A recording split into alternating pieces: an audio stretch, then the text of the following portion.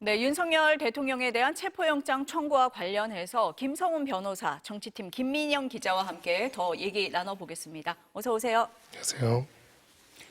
네, 김 기자. 우선 공수처가 윤석열 대통령에 대해서 체포영장을 청구를 했는데 적시된 혐의가 있을 거 아닙니까? 네, 일단 헌정사상 초유의 체포영장 청구입니다. 공조본이 적시한 건 내란 우두머리 또 직권남용 혐의를 영장에 적시를 했는데요. 공조본이 체포영장을 청구한 시점은 오늘 자정입니다. 그리고 또 한남동 관저에 대해서도 그 수색 영장도 함께 청구를 했는데요. 체포를 위해서는 관저에 진입해야 하기 때문에 함께 청구했다고 공조본 관계자는 설명을 했습니다. 그리고 공수처 검사가 지금 영장 청구에 이 주체로 되어 있는데요. 서부지법의 한 이유가 한남동 관저가 서부지법 관할이기 때문입니다. 지금 현재 공조수사본부에서 수사 중인 피의자도 송치한 사람들을 합쳐서 45명이고요. 예, 그래서 우선 영장 발부 요건을 살펴보면 피의자가 이렇게 죄를 범했다고 의심할 만한 상당한 이유가 있을 때 또 출석 요구에 응하지 않거나 응하지 않을 우려가 있을 때 이제 체포영장을 청구하고 또 발부의 어떤 요건이 되는 겁니다. 그래서 우선 체포가 되고 나면 48시간 이내에 조사를 해야 되고요. 이 48시간이 지나면 시효가 끝나기 때문에 피의자를 집으로 돌려보내거나 아니면 구속영장을 바로 신청을 해야 됩니다. 윤 대통령 측에서 뭐 입장을 낸 게 있습니까? 예, 우선 지금 체포영장을 청구한 걸 보면 윤 대통령이 우선 어제까지 이 공조본의 3차 소환 요구에 총 3차례 불응을 했습니다. 지난 18일, 또 25일, 29일 이렇게 모두 출석 요구를 했지만 윤 대통령이 불응을 한 건데요. 이렇게 소환에 응할 가능성이 없다고 보고 지금 체포영장을 공조본에서 청구를 한 상황인 겁니다. 그래서 윤 대통령 측은 우선 공수처 수사가 불법적이다. 그리고 공수처가 내란죄를 수사할 권한이 없다는 입장입니다. 그래서 수사에도 응하지 않았고 출석 요구에도 불응했고 따라서 체포영장 청구에 대해서도 권한이 없다는 주장을 펼치고 있는 걸로 보이는데요. 윤 대통령 측 측근인 석동현 변호사 등은 우선 이 기자들에게 공수처법상 내란죄에 대한 수사권이 없다는 입장을 다시 한번 밝혔고요. 또 이 윤 대통령 측근 측이 공수처는 내란죄를 수사할 수 없는 기관이다. 그래서 법원이 이런 법 적용에 문제가 없다고 보고 영장을 내준 거라고 볼 수가 없다. 법체계에 혼란이 있다. 이런 입장을 밝히고 또 의견서를 서부지법에 낼 걸로 보입니다. 지금 김 기자가 얘기한 걸 가지고 변호사님하고 좀 하나하나 짚어보겠습니다. 당초 공수처가 체포영장을 바로 청구를 할 거냐, 아니면 한 번 더 출석 요구서를 보낼 거냐, 고심을 하는 듯한 모습도 보였었거든요. 그런데 체포영장 청구로 갔습니다. 그 배경이 뭐라고 보세요? 네, 그때 저희가 체포영장 청구 여부와 여러 가지 그 상황들의 가장 중요한 기점이 되는 것들, 여기서 되게 중요한 단어 중에 하나로 말씀드렸던 게 역산이라는 거였습니다. 한마디로 어느 시점에 기소를 할 것이며 기소 전까지 충분한 수사를 어떻게 할 수 있을 것인가가 오히려 더 중요하다고 말씀을 드렸었죠. 이게 시간의 제한들이 있어서 그렇습니다. 체포영장이 발부가 돼서 집행이 되면은 48시간 이내에 이제 수사를 진행해서 구속영장을 청구를 해야 하고요. 구속영장을 청구한 다음에는 또 최장 20일 기간 안에 기소를 해야 합니다. 즉 지금부터 만약 오늘 이제 발부가 돼서 집행이 된다라고 한다면은 약 20일 안에 이제 기소를 하는 거고요. 기소를 하면 이제 재판으로 넘어가게 된다 보니까 그 다음에는 수사 활동들이 굉장히 어려울 수가 있습니다. 그렇기 때문에 어느 시점에서 수사를 마무리 짓고 즉 법원에 넘길 것인지를 결정할 수 있어야 하고 그것을 전제로 해가지고 최종적으로 체포영장, 구속영장들을 발부하는 것이 일반적인 원칙이다라고 말씀을 드렸습니다.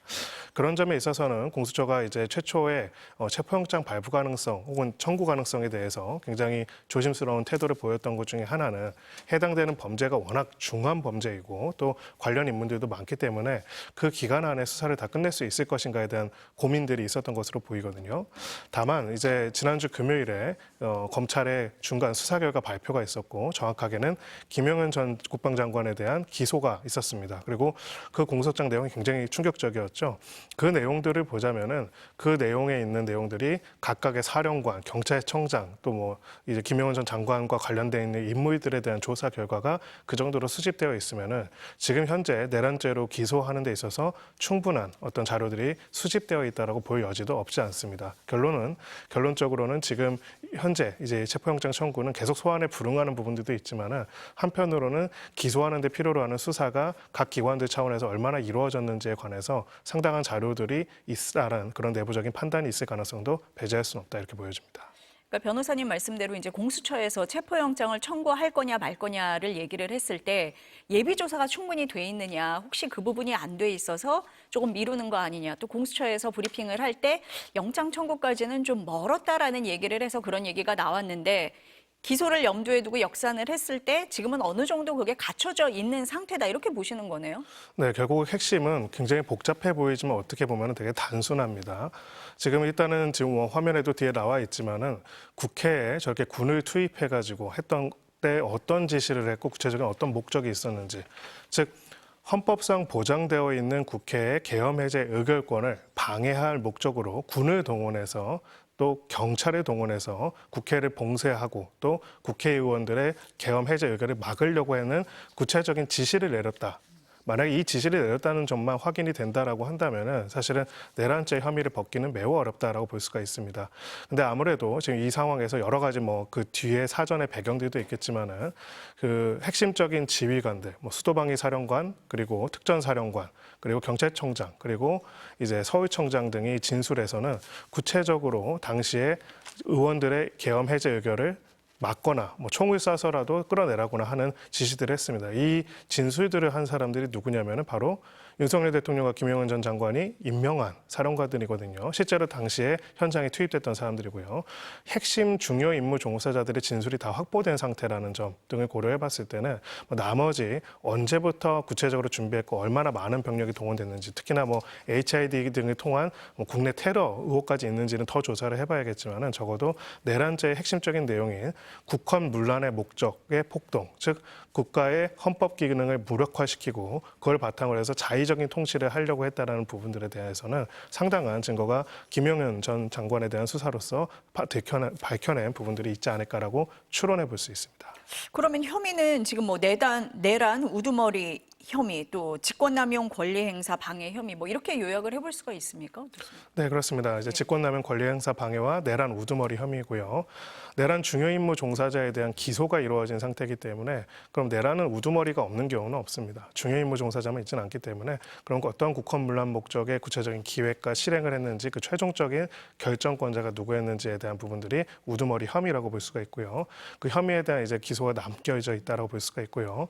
결국은 김영현 전 장관에 대한 기소와 그다음에 이번 체포영장 청구는 상당한 연결이 있다라고 볼 수 있습니다. 가장 핵심 중요 임무 종사자에 대한 수사가 마무리되고 기소가 된 상태이기 때문에, 그리고 그 핵심 중요 임무 종사자들에 대한 구체적인 지시 내용들이 곧 확인됐고 이번 주 안에 조만간 그들에 대한 기소들도 줄줄이 이루어질 상황이기 때문에 결론적으로는 이 중요 임무 종사자들한테 우두머리가 무슨 지시를 했는지가 핵심적인데, 지금 모두가 약간의 내용들은 다르지만 거의 다 일치해서 국회의원들의 의결을 방해하고 끌어내라 라고 하는 구체적인 명령을 받았고, 일부 국회의원들과 국회의장에 대한 구체적인 인신구속을 준비하거나 혹은 헌법기관이라 할 수 있는 선관위를 점거하고자 하는 구체적인 명령을 받았다는 것은 다 진술이 나와 있는 상태이기 때문에 이런 부분에 있어서는 혐의 입증에 있어가지고 그 혐의의 아주 긴 배경까지는 모르더라도 혐의 입증에 있어서 현재로서는 어려움이 거의 없다, 이렇게 판단했을 가능성이 높습니다.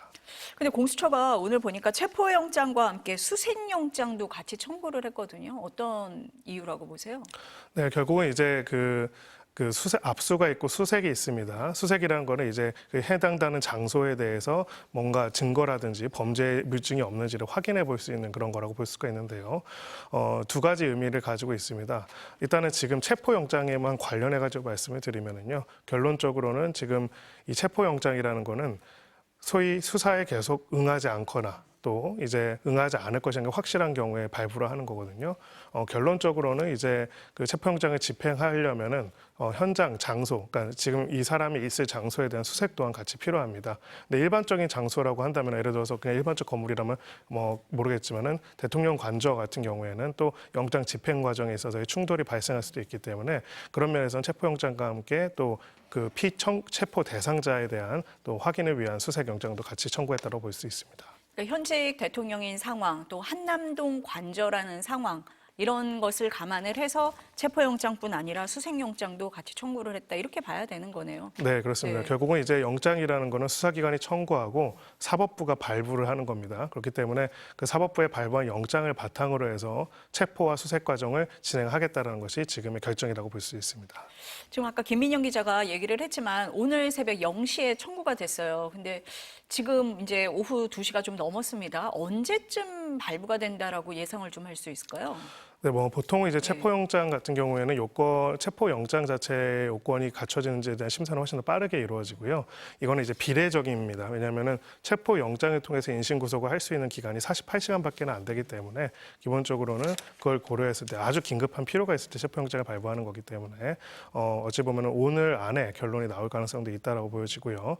다만 이제 이 체포영장이 현직 대통령에 대한 체포영장은 뭐 역사상 처음 아닙니까? 그렇죠. 뭐 현직 대통령이 저렇게 군을 동원해서 하는 것도 처음이긴 하지만은요. 그러다 보니까 이제 재판부로서는 조금 더 고민을 할 수도 있을 것으로 보이고요.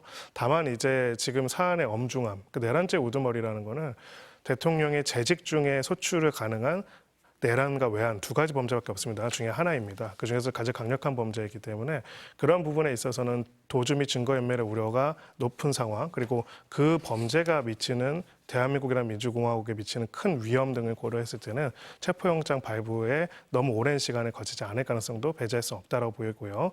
다만 이 경우에 체포영장을 청구했다 혹은 이렇게 나온다고 했을 때 그 피의자들이 보통 취하는 방식 중에 하나는 출석을 합니다. 예, 왜냐하면 이제 체포영장이라는 거는 구속영장과 다르게 출석하지 않는 피의자에 대해서 하는 거다 보니까 그러면은 이제 아니다 내가 언제 출석을 할 테니까 취소해달라 뭐 이런 식으로 의견을 내는 경우들도 간혹 있습니다. 아니 그래서인가요? 오늘 윤 대통령 측에 지금 뭐 조금 전에 윤갑근 변호사가 서부지법에 왔다 이런 얘기를 취재 기자가 했거든요. 의견서를 제출을 한다고 하는데 뭐 지금 변호사님이 말씀하신 그런 내용으로 제출을 할까요?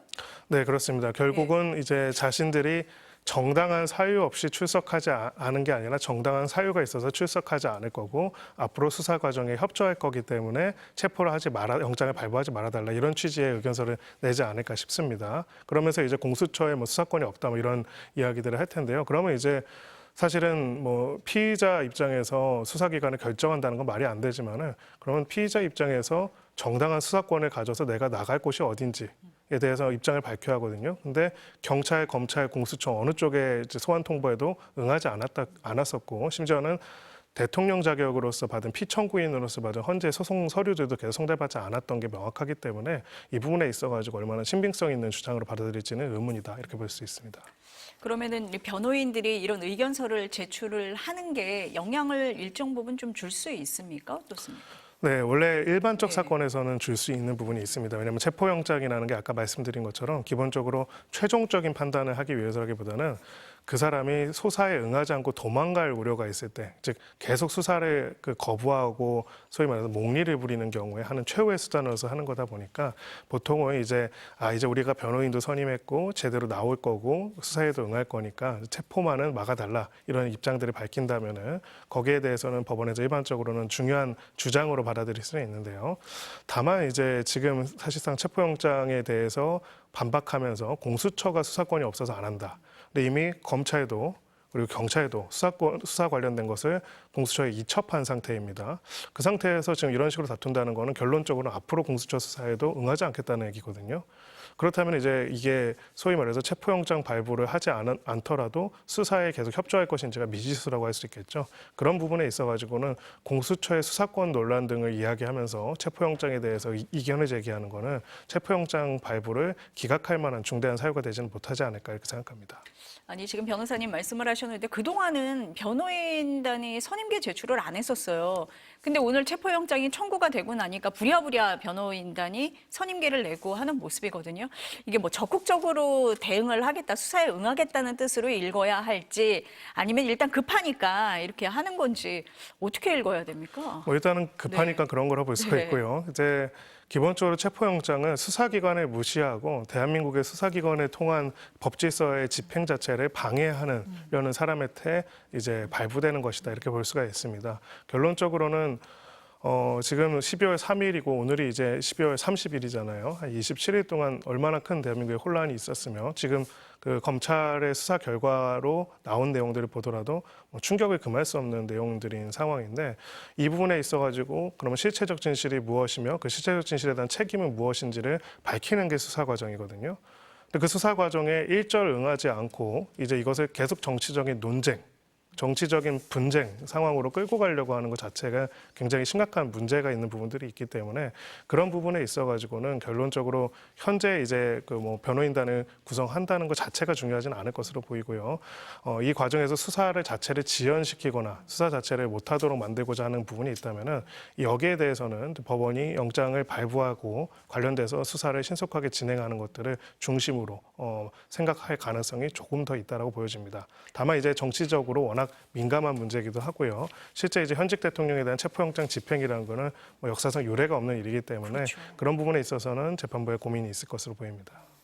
김 기자, 계속 우리가 얘기를 하고 있는데 공수처 수사에 대해서 불법 수사다 이렇게 주장을 하고 있는 거 아닙니까? 예, 맞습니다. 윤갑근 변호사가 법원에 이제 의견서를 제출을 하면서 기자들 앞에서 브리핑을 했는데요. 우선 체포영장 자체가 공수처에 내란죄를 수사할 권한이 없기 때문에 부당한 체포영장이다. 그러므로 각하돼야 한다는 논리를 다시 한번 폈습니다.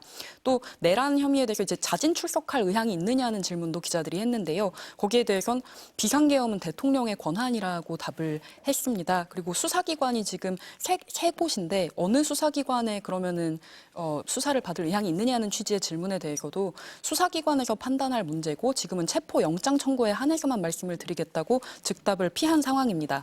또 영장이 청구된 이후에 윤 대통령을 청구되고 나서 본 적은 없다고도 답을 했고요. 이 자진 출석 가능성에 대해서 사실 공조본 관계자가 브리핑을 때 답을 했었습니다. 이제 체포영장이 발부하기 전에 만일 출석을 한다면 조사가 이루어질 수 있겠느냐는 이제 가정에 기초한 질문이었는데요. 거기에 대해서 이미 공조본 관계자가 발부 전에 출석을 한다면 지금 청구된 상태에서 영장이 발부되기 전에 출석을 한다면 조사가 이루어질 수는 있겠지만 일단 영장이 청구된 상황에서 발부가 되고 나면 사실상 집행이 이루어져야 한다고 그 가능성을 차단하는 듯한 것으로 읽히는 답변을 이미 한 바 있습니다. 그래서 이 영장이 발부되면 그러면 협조할 계획이냐고 다시 윤갑근 변호사에게 기자들이 질문을 했을 때 그건 그때 가서 이야기하겠다고 역시 즉답을 피한 상황입니다. 또 사실 지난번처럼 수색 과정이나 체포 과정에서 경호처가 다시 한번 막을 가능성에 대한 것도 이야기가 아마도 나올 것 같습니다. 예. 그래서 뭐 물리적 충돌 가능성이 있느냐 이런 우려도 일부 나오고 있는 상황인데요.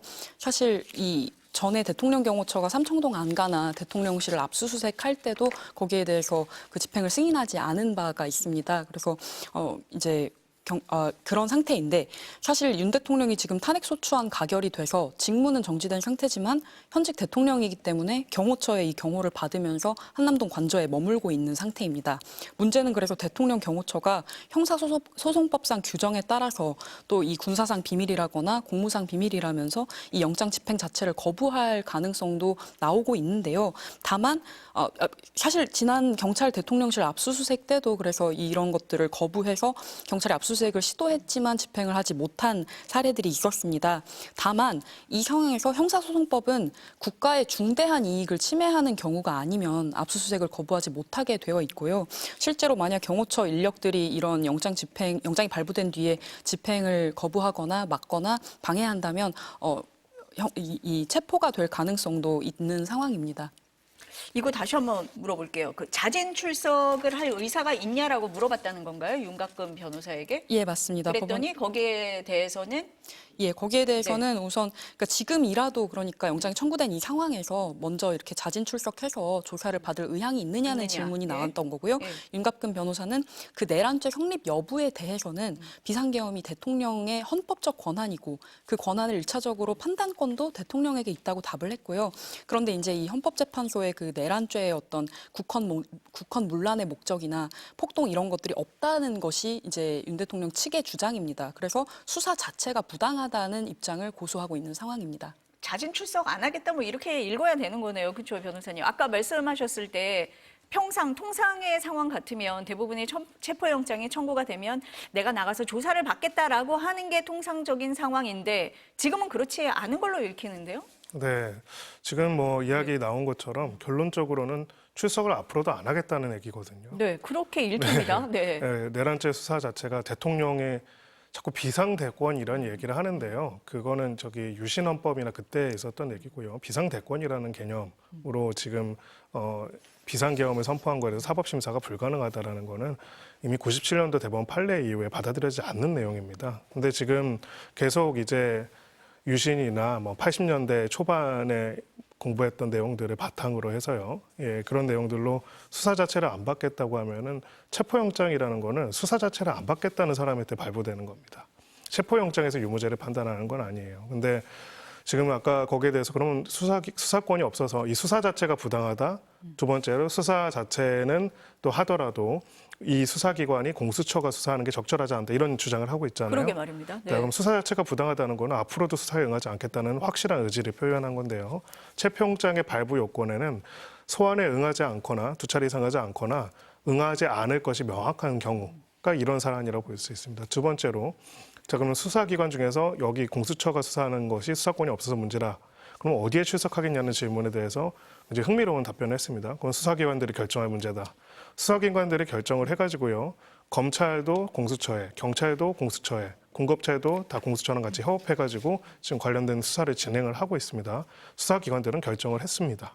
근데 지금 결론적으로는 이 두 가지 모두가 이번 체포영장이 발부되지 않으면 앞으로도 수사를 거부하겠다는 취지거든요.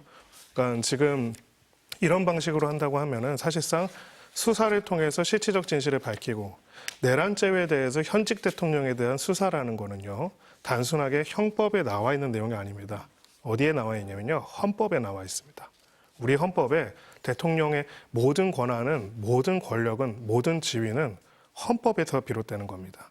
그 헌법에서 대통령에게 강력한 불소추 특권을 주면서도 이제 딱 두 가지의 선은 넘지 말아라. 그게 내란과 외환해제거든요.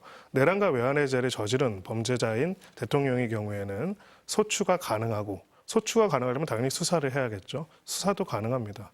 근데 지금 그 부분에 있어가지고 핵심적인 내용들, 그러니까 구체적으로 그러면 왜 당신은 체포라는 얘기도 꺼낸 적이 없고 국회에 대해서 어떠한 조치를 한다고 한 적도 없다고 하는데 왜 당신이 직간접적으로 임명한 사령관들과 경찰청장과 서울청장은 지금 국회를 통제하라는 지시를 받았다는 내용들에 대해 일관된 진술을 하겠습니까? 여기에 대해서 국민들이랑 지금 수수께끼 다툼을 할 건 아니거든요. 예, 이 국가적인 어려움 상황 속에서 결론적으로는 수사라는 어떤 국가적인 공적 과정을 통해 가지고 진실을 밝혀내고 거기에 따라서 형사 책임도 묻도록 하는 것이 우리의 헌법 정신입니다. 근데 그런 헌법적인 가치와 내용들이 규정되고 있는데 대통령이 비상대권이니까 사법심사를 안 받겠다는 얘기는 나중에 형사법정에서 하고 싶으면 할 수 있는 얘기지 지금 수사를 거부하면서 할 수 있는 내용들 아니고 그렇기 때문에 그런 식의 주장을 하는 것이 적어도 체포영장 발부에 있어가지고 어떤 긍정적인 도움이 될 거라고 생각하지는 않습니다. 오히려 의견서를 제출하기는 했는데 체포영장이 발부되는 사유가 될 수 있다. 뭐 이렇게 그렇죠. 보시는 체포영장이라는 거네요. 네. 아주 강력한 방법이 아니고서는 이 사람에 대한 수사가 불가능할 수도 불가능하겠다. 있겠다라는 네. 것을 보여준다고 볼 수 있습니다. 왜냐하면 물리적으로 데려오지 않는 이상은 수사를 안 받겠다라는 거라고 말씀할 수도 있죠. 예. 아니 근데 이제 윤 대통령 측에서 계속 얘기를 할 때 변호인단이 얘기를 하는 게 공조수사본부라는 걸 인정을 할 수가 없다. 급조된 기관이다라고 얘기를 하고 있고 공수처가 내란죄를 수사할 수 있느냐라는 이유를 계속 대거든요. 어떻습니까? 이게 불법 수사라고 주장을 하는데. 네, 일단은 지금 두 가지를 봐야 한다고 생각합니다. 현재 각각의 법에 따른 수사의 권한에 관한 내용이 어떻게 되어 있는지, 그리고 이 사건 자체가 가지고 있는 특수성과 이 사건이 영향 등을 같이 볼 필요가 있습니다. 먼저 법에서는 내란죄에 대한 수사는 경찰이 하게 되어 있습니다. 그건 맞습니다. 그리고 고위공직자에 대한 직권남용 수사는 공수처가 할 수 있습니다. 그리고 그 외에 또 직권남용 수사는 검찰이 할 수가 있습니다. 또 수사권이라는 개념이 있다면 영장 청구와 기소권이라는 개념은 또 별개의 개념입니다. 경찰은 영장 청구권은 없습니다. 영장을 신청을 하면은 검찰이 청구하거나 군검찰이 청구하거나 아니면은 공수처가 청구할 수 있죠. 자, 이런 구조로 나눠져 있습니다. 예, 일단은 맞습니다. 자, 그러면은 이제 경찰은 내란죄의 수사권이 있는가? 그건 당연히 맞습니다. 다만 이제 공수처의 경우에는 고위공직자의 직권남용과 연관되어 있는 범죄로서 인지된 사건에 대해서는 또 수사를 할 수가 있습니다. 검찰도 직권남용과 연관되어 있는 또 수사에 대해서는 인지해가지고 할 수 있다라고 보고 있고요. 그래서 이제 결론적으로는 이러한 이제 역학관계들이 있는 상황에서 세 기관이 서로 이제 의견들이 달랐잖아요.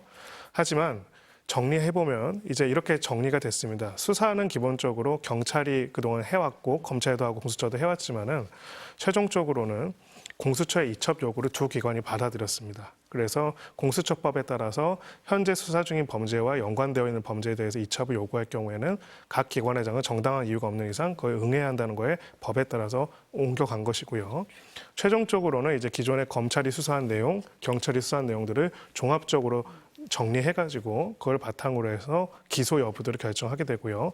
기소 여부들을 결정할 때는 지금 일부 보도에서는 최종적으로는 그 기소는 또 검찰이 하게 되어 있습니다. 그래서 그 부분들은 영장 청구하고 발부되고 기소하기 10일 전에 검찰로 넘겨서 최종적인 이제 기소를 진행하기로 양 기관이 협의했다라고 이야기를 하고요. 주어는 대한민국 정부입니다. 공수처도 경찰도 검찰도 아닙니다. 결론적으로는 대한민국에 대한 죄입니다. 국가에 대한 죄라고 해요. 내란죄와 외환죄는. 그리고 여기에 있어서는 각 수사기관들이 각자 분절되어 있는 권한들을 가지고 있고 거기서 해석의 여지와 그레이한 영역들이 있지만은 대한민국에 대한 범죄를 대한민국 정부가 수사해서 대한민국 사법질서에 대해 처리하는 데 있어서는 나름 그 부분에 대한 해석에 대한 조율을 마무리하고 이제 거기에 따른 절차들을 진행하고 있는 거거든요. 근데 여기서 이제 그 공조수사본부를 인정할 수 없거나 뭐가 인정할 수 없다라고 한다면은 그러면 본인들이 스스로 그럼 어디가 수사를 하면 우리가 인정을 해가지고 수사를 받겠다라고 하면 좋은데 지금 결론적으로는 다시 첫 번째 질문으로 돌아갑니다. 이거는 비상대권이니까 수사 받을 수가 없다. 결론은 사실 하고 싶은 말이고 계속하고 일관적으로 한 말은 수사를 안 받겠다는 내용이거든요. 나는 죄가 없는데 왜 수사를 맞습니다. 받느냐 뭐 이런 주장이네요. 예, 그런 내용인데 이제 부수적으로 자꾸 이제 이런 얘기들을 하는 것 자체는 그거 자체가 이제 체포와 앞으로의 수사에 지장이 될 거라고 생각하지 않습니다. 일각에서는 그렇기 때문에 이 부분이 정리가 안 됐기 때문에 나중에 형사소송 과정에서 수집한 증거에 대해서 뭔가 다툴 수도 있겠다고 보는데요. 이 형사적인 적법 절차라는 것의 가장 핵심은 그 적법 절차가 피의자의 방어권을 훼손할 수 있는 부분들이 얼마나 큰지 그리고 실체적 진실의 전체를 규명하고 공익적인 국가적인 필요성이 얼마나 큰지를 비교 형량에서 사실은 보고 있습니다. 그런 부분에 있어가지고 뭐 아무런 통지도 않고 아무런 내용도 안 하고 아무런 조사도 없이 그냥 기소를 하는 건 모르겠는데 본인 스스로가 계속적으로 어느 기관이든 간에 적극적으로 수사에 응하지 않고 지금 이 사태가 발생한 지 20여일이 난 다음에 계속 응하지 않고 있다는 거는 영장 발부에 중대한 사유가 될 수 있을 거라고 보이고요. 마지막으로 결국은 이런 이제 수사에 대해서 우리가 법정형을 기준으로 판단해 보면 좋습니다. 제가 내란 우두머리죄 같은 경우에는 어떤 분은 우두머리라고 했다고 왜 법률가가 우두머리 쓰냐고 뭐 그런 분도 있어요. 법조문입니다. 원래는 수개였어요. 수개가 너무 표현이 강하다고 우두머리로 개정된 겁니다. 그 개정될 때만 하더라도 우리나라에서 그 범죄를 적용할 범죄가 나올 거라고 생각한 적은 없었겠지만 일단 우두머리고요. 사형, 무기, 징역, 그리고 무기 금고 세 가지 형밖에 없습니다. 우리나라 형법에 이제 이보다 더 중한 범죄는 없습니다. 근데 우리가 간혹 보면은 굉장히 흉악하고 심각한 대형 범죄를 저지른 사람에 대한 체포와 수사의 속도를 우리가 기억하시죠?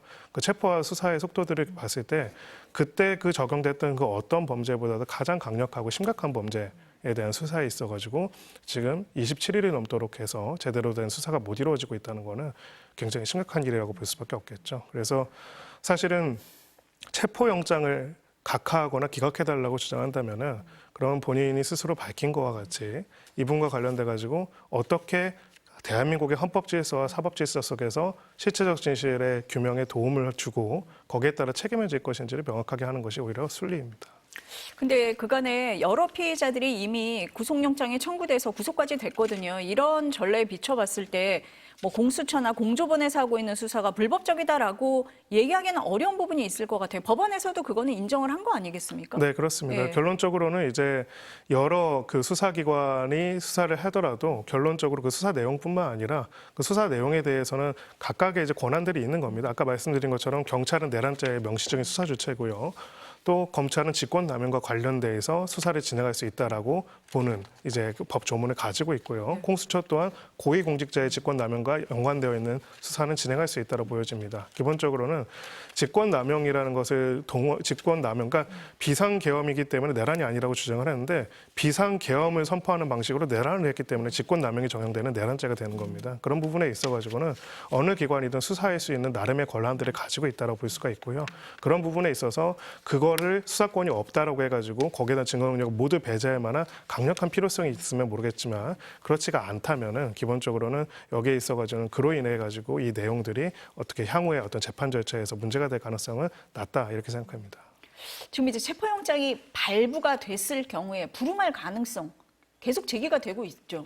예, 우선 지난 경찰의 어떤 대통령실 압수수색이나 또 삼청동 안가 압수수색 시도 때도 사실 경호처가 협조하지 않았고 그런 수색을 승인하지 않았기 때문에 안가의 CCTV라든지 그런 주요 증거 자료를 확보하는데 대단히 지장을 겪었습니다. 그렇기 때문에 이번에도 체포영장 집행에 불응하는 것 아니냐는 관측도 나오고는 있는데요.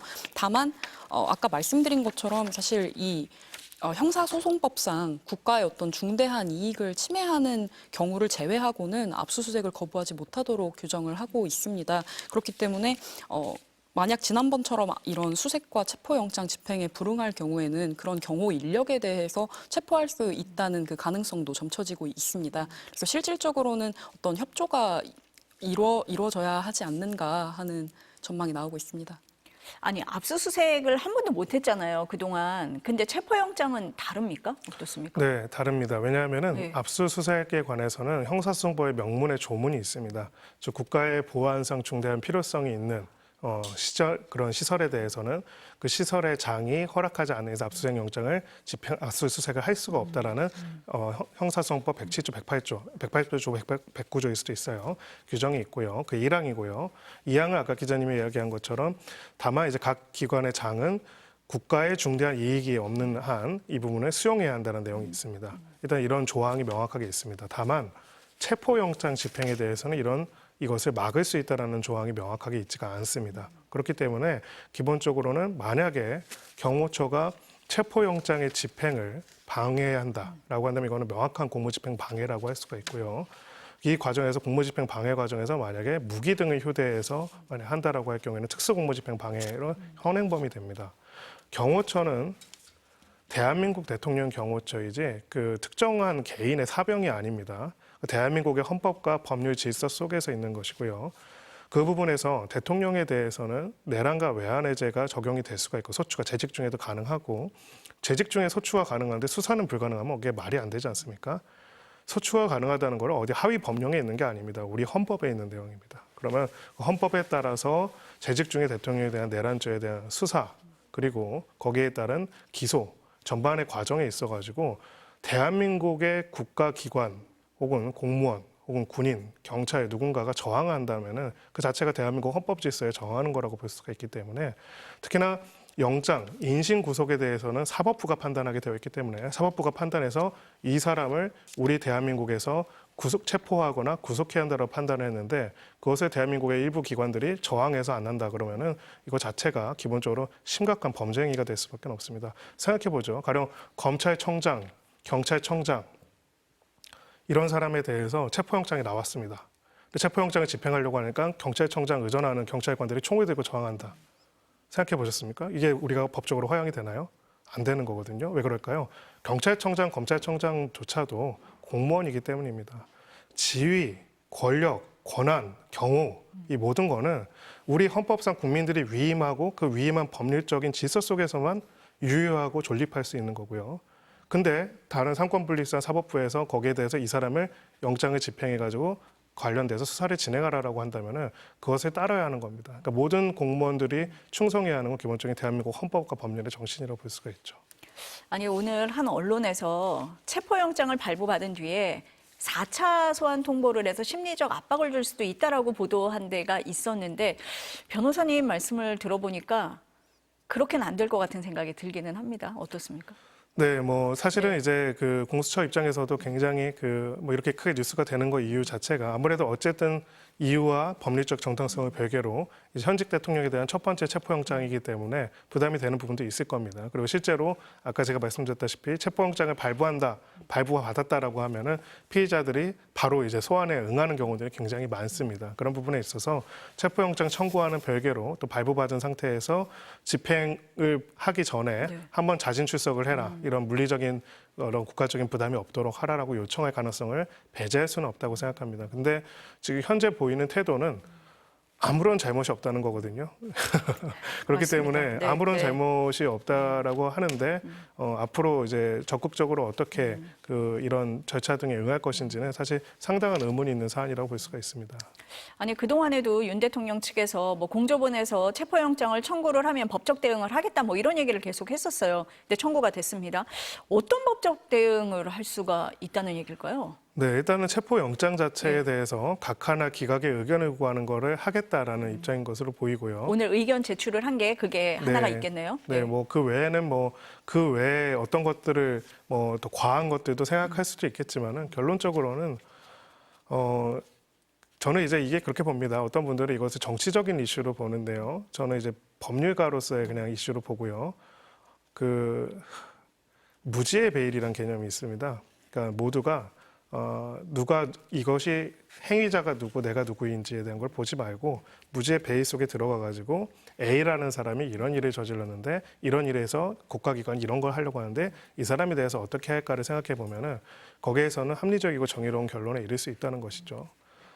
결론적으로는 지금 있는 이 모든 상황들을 보자면은 현직 대통령이 그 비상계엄을 선포하고 또 헌법상에도 주어지지 않은 국회에 대한 활동 정지 등을 포고령에 명확하게 밝히고 실제로 국회를 수천 명의 경찰 병력이 둘러싸고 그래서 국회의장이라든지 국회의원들이 담을 넘어서 겨우 들어가고 그리고 특수부대라고 할 수 있죠. 굉장히 우리나라가 강력한 군사를 가진 특수부대, 특수작전하는 부대가 헬기를 타고 국회에 내려가지고 국회 유리창을 깨고 진입하면서 몸싸움 끝에 돌아가지 못했습니다.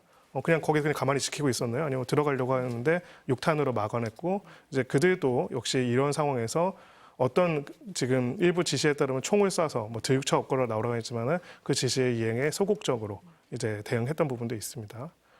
자, 이런 일이 벌어졌어요. 이런 일이 벌어졌어요.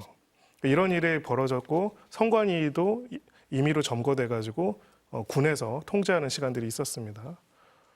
여기에 대해서 대통령은 그런 권한을 얼마든지 행사할 수 있다. 그 말은 역으로 말하면 국민들은 그걸 감수하라는 거거든요. 그런 부분들이 우리 사법질서 속에서 만들어질 수 있는지 봐야 하고요. 결국은 이제 지금에 있는 수사, 탄핵 심판 이 모든 절차들은 어찌 보면 이 피청구인 개인에 대한 것이 아닙니다. 그러니까 원래 민주공화국에서 이런 일이 일어나면 안 되는데 민주공화국에서 제한된 권력을 헌법과 법률에 따라서만 행사할 수 있는 대통령이 그 한계를 넘어서 가지고 현재까지도 스스로 그런 권한이 있다고 생각하고 하고 있는 부분에 대해서 민주공화국의 기초로 성립된 대한민국이 그렇지 않고 우리의 헌법 질서와 우리 사법 질서는 그걸 용인하지 않고 이것을 바로잡겠다라는 절차들을 진행하고 있거든요. 거기에 첫 번째 단추가 바로 탄핵 심판 절차이고 두 번째 단추가 또 이 수사라고 볼 수가 있습니다. 결국은 이 과정 자체는 아주 공적인 과정입니다. 근데 이 부분에 있어가지고 지금 뭐 몇 가지 사실을 변명하는 것이 아니라 확신에 차서 아무런 잘못이 없다라고 할 뿐만 아니라 또 정치적인 지지 세력으로 하여금 계속 그런 확신들을 확산시키도록 하는 것 자체는 사실은 이 부분에 대한 수사의 시급함과 그 수사의 국가적인 헌법적인 이익이 얼마나 중대한지를 보여주는 거라고 볼 수밖에 없고요. 너무 안타까운 거는 이 이슈에 대해서 계속 신중하게 접근해야 한다. 천천히 봐야 한다. 사실관계는 따져봐야 한다고 말씀하시는 분들도 있습니다. 저도 대부분의 이슈는 그렇게 다룹니다. 그렇죠?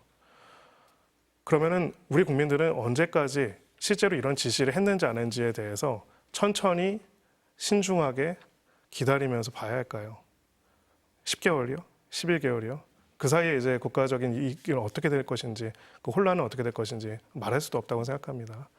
얼마나 중대한 범죄인지는 아까 설명을 드렸잖아요. 그러니까 그렇다면은 거기에 대해서는 결국은 헌법과 법률에 따라서 각각의 질서에 따라서 실체적 진실을 규명하고 거기에 따라 가지고 그 시체적 진실 규명에 모든 이제 민주공화국의 구성원들이 협력하는 것이 당연히 맞다라고 생각을 합니다. 근데 결론은 오늘 그 변호인인지 아니면 변호인을 하실 분인지 그것도 불명확하지만은 이야기들은 결국은 아무런 잘못이 없고 수사를 받을 필요도 없다라는 얘기라고 보이긴 하거든요.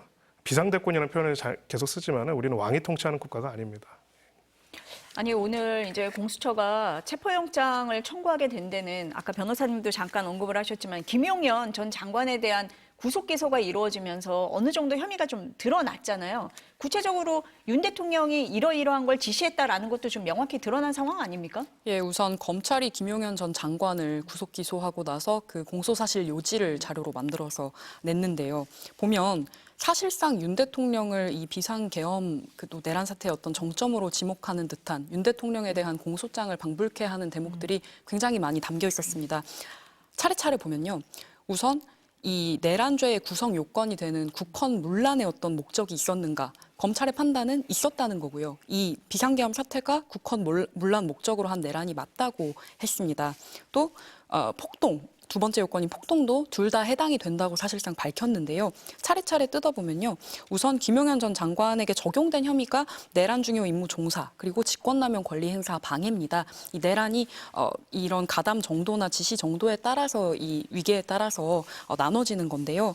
근데 우선 검찰 판단은 국헌 문란 목적이 인정된다는 거에 대해서 대통령이 위헌이고 위법한 비상계엄을 선포하고 또 무장한 군과 경찰 등을 동원을 해서 국회를 했다고 적시를 했습니다. 또 국회와 선관위를 장악을 해서 국회의원 등 주요 인사, 또 선관위 직원들을 영장 없이 체포하고 구금을 시도하고 또 선관위 전산 자료를 영장 없이 압수 시도를 했다고 적시가 되어 있고요. 또 군 경찰을 동원해서 비상계엄 해제 요구안을 이제 국회에서 해제를 하기 위해서 새벽 1시쯤 이제 의결을 했는데 그러한 의결을 저지를 하려고 또 시도를 했고 이렇게 해서 헌법기관인 국회를 무력화를 시킨 뒤에 별도의 비상입법 기구를 창설하려는 의도도 확인됐다고 공소 요지 자료에 냈습니다. 그래서 사실상 김용현 전 장관의 공소 사실 요지인데 대통령과 김 전 장관 등의 행위가 이렇게 헌법에 의해서 설치된 국회, 또 개별적인 헌법기관인 국회의원, 또 중앙선거관리위원회를 강압해서 권능을 행사하는 것을 불가능하게 한 행위이기 때문에 사실상 국헌 문란의 목적이 있다는 게 검찰의 판단입니다. 그 과정에서 김용현 전 장관의 녹음 파일, 12월 3일부터 4일 사이의 녹음 파일의 어떤 요약본도 냈는데요. 읽어보면 우리 군이 통수권자인 대통령님 명을 받들어서 임무를 수행했다. 그러나 중과부적으로 결과가 우리가 원하는 결과가 되진 않았지만 우리는 우리의 할 바를 다 했다고 생각한다. 이런 이제 녹취 파일이 검찰 수사에서 확인이 된 거고요. 또 아까 제가 내란죄 구성 요건 말씀드릴 때 하나가 국헌 문란에 이런 목적이 있었느냐, 두 번째가 이제 폭동에 해당하느냐였는데 이 대통령과 피고인 이 경우에는 김용현 전 장관의 지시로 경찰 그러니까 조지호 경찰청장과 김봉식 서울청장 등이 경찰을 동원해서 국회를 통제했다고까지 적시가 되어 있는 상황입니다. 그러면 지금 이제 김용현 전 장관에 대한 공소장이긴 하지만 내용을 들어보면 윤석열 대통령의 그 당시의 행적, 지시 이런 게 다 드러난다고 봐야 될 것 같은데요? 네, 그렇습니다. 실제로 이제 김용현 전 장관뿐만이 아니라 김용현 전 장관을 거치지 않고 실제로 이제 작전 수행 중인 각 특전사령관이라든지 그리고 여러 가지 방첩사령관 그리고 수방사 사령관들에 때 지시한 내용들이 상세하게 담겨져 있고요. 그렇죠. 직접 뭐 비화폰으로 통화한 내용까지 지금 다 나오고 있으니까요. 그렇습니다. 네. 그것이 공식적인 수사 과정에서 피신조서라고 하죠. 피의자 신문조서에서 진술로서 확인된 내용들입니다. 한 명이 아니고요. 각 사령관들, 경찰청장, 서울청장까지도 모두가 동일하게 국회에 대해서 결국 계엄 해제 의결을 막기 위해서 물리적으로 차단하고 또 물리적으로 그들을 체포하거나 끌어내고 그렇게 함으로써 사실상 이것이 불가능하게 만들라는 구체적인 지시를 받았다는 거를 문장 단위로 뭐 총이라도 써서 4인 1조로 이거를 지금 대한민국 현재 대통령이 그런 얘기를 했다는 것도 충격이지만은 그것을 지금 윤석열 대통령 스스로가 임명하고 간접적으로 임명한 사람들이 공통으로 이런 진술을 하고 당시 현장에 있었던 사람들이 다 인정을 하고 있는 상황이라면은 굉장히 중대한 범죄라고 볼 수밖에 없고요. 어찌 보면은 얼마나 치밀하게 정말 이제 북침까지 하려고 했는가, 뭐 소위 말하는 군사적 충돌까지 일으키려고 했는가 이런 부분들도 수사가 되어야겠지만은 적어도 국회 활동을 정지시키고 국회 계엄 해제라는 어찌 보면은 계엄을 막을 수 있는 유일한 헌법적인 권한 절차들을 막기 위해 가지고 이런 것들을 임의로 했다라는 것들이 상당 부분 이미 증거가 확보된 것으로 보입니다. 그래서 저는 오늘 체포영장 청구가 결론은 이제 지난 금요일에 있었던 검찰의 수사 결과 발표 그리고 김영현 전 장관이라는 핵심 피의자 여기서 지금 현재 피청구인 윤석열 대통령 그 다음으로 제일 중요한 인물에 대한 기소가 이미 이루어진 상태라는 거는 이 사람에 대한 수사가 끝났다는 겁니다. 그렇기 때문에 이제 남은 거는 대통령 본인에 대한 내란 우두머리 수사밖에 남지 않았기 때문에 그런 점들을 고려해가지고 체포영장을 청구했다라고 볼 수가 있고요. 결론적으로는 이 과정에 있어가지고 지금 자꾸 국가적인 혼란이 계속되는 것을 방지하기 위해서라도 수사기관이 최선을 다해야 합니다. 그러니까 자꾸 이런 진술이 있다, 이런 내용이 있다, 구체적인 수사 과정에서 수사 결과로서 정리돼서 발표가 된 건데요. 어떤 분들이 그런 말씀을 하시더라고요. 이런 진술이 있다고 하니까 그게 확인 안 된 얘기 아니냐. 그 확인이란 걸 하려고요. 우리나라가 형사사법제도를 가지고 있는 겁니다. 그 확인이라는 거를 각자가 광장에서 떠드는 얘기들로 맞추는 게 아니라 대한민국의 수사기관, 그 수사기관의 수사와 기소에 따른 형사사법 절차들을 통해서 실체적 진실로 인정해서 이게 우리 공화국에서 인정하는 거라는 것들을 확정하기 위해서 수사 절차를 하는 거거든요. 그런데 이거를 안 하겠다, 이걸 할 필요가 없다, 나는 그런 대상이 아니다라고 판단한다는 거는 기본적으로는 그 실체적 진실 발견 자체를 저항하고 있다라고 볼 수가 있습니다. 결국은 시작도 그렇고 끝도 그렇습니다. 원래 민주공화국의 헌법과 법률적인 질서의 작동을 군사력을 동원해서 막으려고 했던 것이 이 사건의 본질이라고 한다면은 결론적으로는 이것의 회복 절차로 수사와 또 기소와 탄핵이라는 각각의 절차를 통해서 헌법과 법률에 따라 이루어지고 있는데 이 부분에 대해서도 계속 저항을 하면서 이것을 계속 정치의 광장 속으로 가져가려고 한다면은 이조차 이제 어찌 보면은 우리 헌정 질서를 위태롭게 하거나 헌정 질서를 위해를 가하는 거라고 볼 수 있다, 이렇게 볼 수 있습니다. 그러니까 공수처에서 그럼 윤석열 대통령에 대한 수사를 하는 건 김용현 전 장관까지 지금 이미 구속 기소가 된 상황이기 때문에 마지막 우두머리에 대해서 확인을 하는 그런 절차만 남아 있다, 이렇게 봐야 되겠네요. 네, 그렇습니다. 네. 결론적으로는 이제 공수처가 체포영장 청구에 대해서 약간 주저하거나 망설이는 입장을 보이고 나서 얼마 안 돼서 검찰이 거의 총망라한 것 같은 내용의 수사 결과를 발표하면서 김영현 전 장관을 기소했습니다. 그렇죠. 그거는 뭐 기관과 기관 간의 경쟁도 있겠지만 한편으로는 검찰 입장에서는 봐라, 이 정도로 우리 수사가 다 끝났다. 이제 거기서 두 번째 중요한 인물인 김영현 전 장관에도 기소할 수 있을 만큼 수사가 마무리가 됐고 중요 임무 종사자 나머지들도 지금 영장 이제 시한이 거의 마감이 됐기 때문에 조만간 다 기소가 될 예정인데 우두머리에 대한 수사는 전혀 첫발조차 떼지 못하고 있다라고 한다면 문제가 있다고 보여지는 거고요. 결국 우두머리의 혐의라는 거는 중요 임무 종사자들의 진술과 중요 임무 종사자들에 대한 수사로서 간접적으로 밝혀질 수밖에 없는 겁니다. 중요 임무 종사자들은 이런 혐의점으로 다 이제 수사가 됐고 증거가 확보됐는데 우두머리에 대한 증거만 없다, 이런 건 없거든요. 그리고 모두가 그런 지시를 내린 사람, 그리고 지시의 내용에 대해서 구체적인 진술을 하고 있다고 한다면은 더 미룰 필요는 없다, 더 미룰 필요는 없다라는 판단이 이번에 청구의 굉장히 중요한 내용이라고 볼 수 있습니다. 그럼 체포영장이 발부된다, 그러면 그 다음 단계는 어떻게 됩니까? 네, 체포영장이라는 거는 기본적으로 수사를 계속 거부하는 사람을 인신을 인치하기 위한 일종의 절차일 뿐입니다. 48시간 이내에 추가적으로 이제 풀어내지 않으려면은 이제 구속영장을 청구해가지고 구속영장을 발부받아야 합니다. 그래서 보통은 체포영장을 발부받은 다음에는 집행을 하고 나서 이제 48시간 이내에 구속영장을 청구하게 됩니다. 구속영장을 청구한 거는 이 사람에 대해서 구속의 상당성과 구속의 필요성, 범죄를 저질렀다는 점에 대한 상당한 의심이 들면 사정이 있고 도주 및 증거인멸의 우려가 있다는 것들을 소명함으로써 하는 거고요. 여기에 대해서는 우리가 소위 영장실질심사라고 부르는 절차가 열리게 됩니다. 그래서 최종적 영장이 발부가 되면은요, 거기에 따라서 이제 20일 이내에 기소를 진행을 해야 합니다.